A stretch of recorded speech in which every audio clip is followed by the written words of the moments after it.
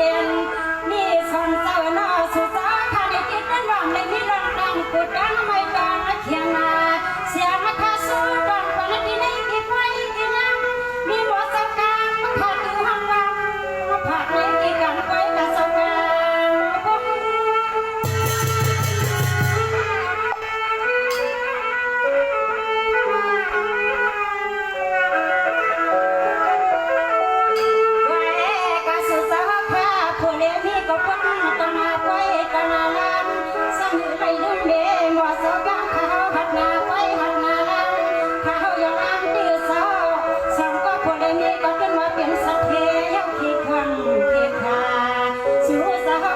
เมื่อวันเอามุกสมบัติมาเยาขีดจานางทศมนำสื่อสาวพัดเดินวีลองตั้งควันตั้งคำแนใน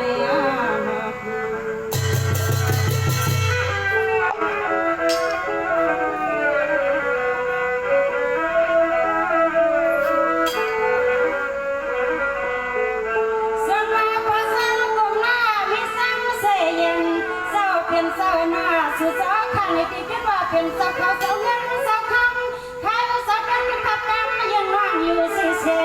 ยังมาเศร้าสงสารเด็กเป็นว่าอันเอเตียงมาสัตว์ในนี้เรียกว่าเจ้าในทน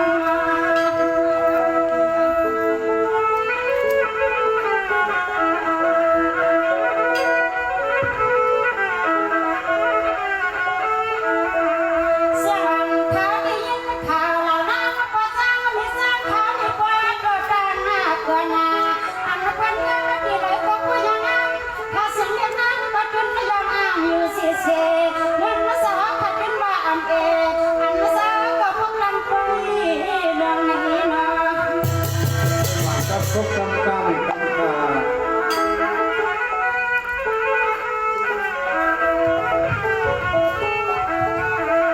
เสียงวันเขาไปยึดเขาเอาหน้าพอซ้ำไม่ซ้ำเขาไม่กวนโดดดันมาเกลือนาเงินมาสักทวงมาสักนาทวนเขาบุกมาเกี่ยวสังเงินมาสิบวันเล่นสาวข้าสุกอย่างยิ่งข้าเสียมาข้าเจ้าเสีย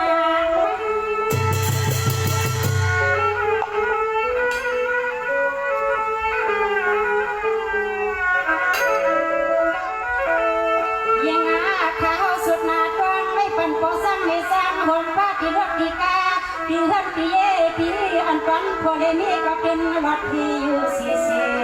เสียงขัดทูดวันปัดได้เงินก็เอาเตรียมสักแม่เต็ม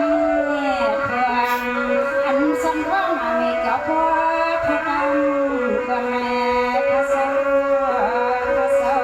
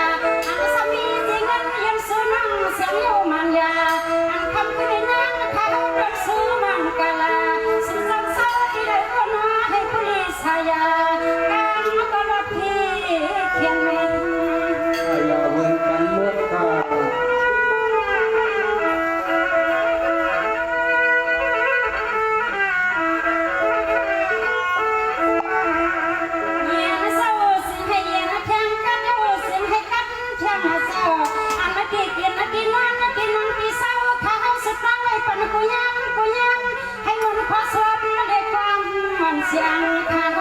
สู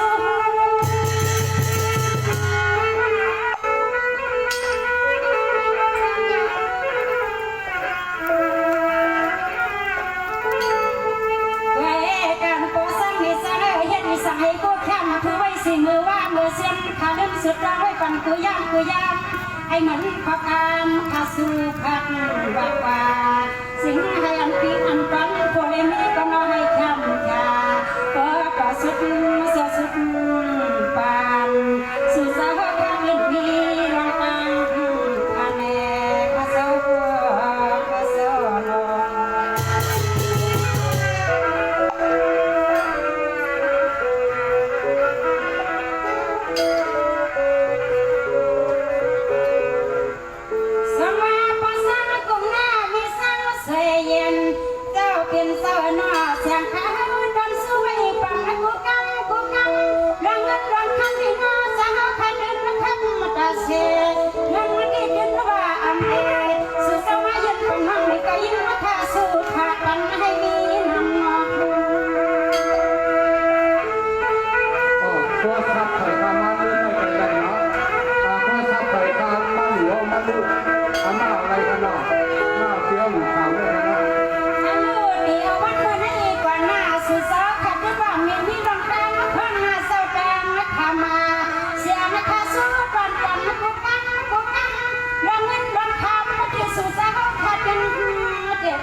ยงเรื่องมาสดเดี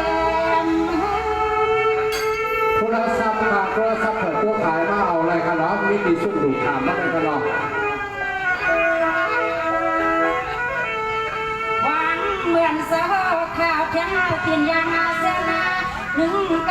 ำก็ยิ่งคักเข้ามาตอนสู่สุดฟังทิ้งมันกะลาสิ่งนี้ก็เลยข้ามขาการประวัติพิมพ์เทพเทียนสิ่งให้สุดเสาโพดเนให้กันยันแม่โซโซโน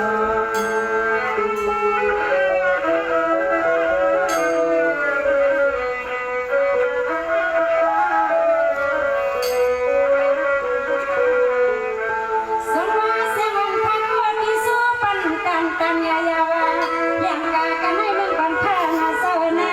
เสียงเขาก็ดีทักน้ำตาก็เลือดปันเธอเสียงของเขาละก็ละไม่อยู่เสียงของเขาก็สั่นลอยคือแค่เล็กมันเดือดดำเย็น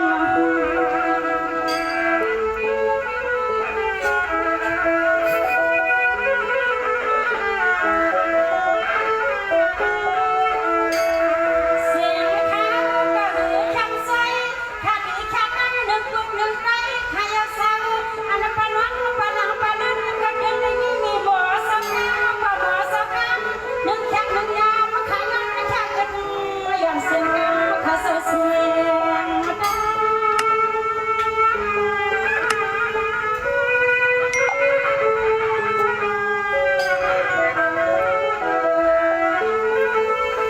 ยิ่งอาเขาเด็กนาเข้ามาลัดปันกัน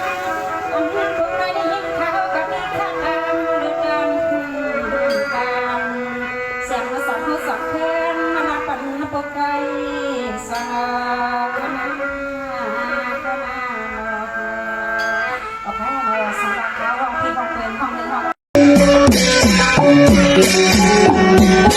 ง